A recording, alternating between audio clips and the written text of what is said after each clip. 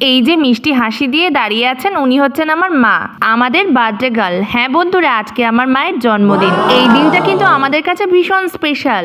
এর থেকে ভালো দিন আর কি হয় বলো তো? এই দিনটা আরো বেশি স্পেশাল করার জন্য আমি একটা ছোট্ট আয়োজন করেছিলাম। মায়ের জন্য একটা কেক এনেছিলাম। মা কিন্তু চকলেট কেক খেতে খুব ভালোবাসে। মা কেক কেটে ভাইকে কেক খাই দিল। আমার ভাইও চকলেট কেক খেতে খুব ভালোবাসে। সারাদিন মা আমাদের জন্য কত পরিশ্রম করে, সব সময় আমাদের জন্য ভেবে চলেছে।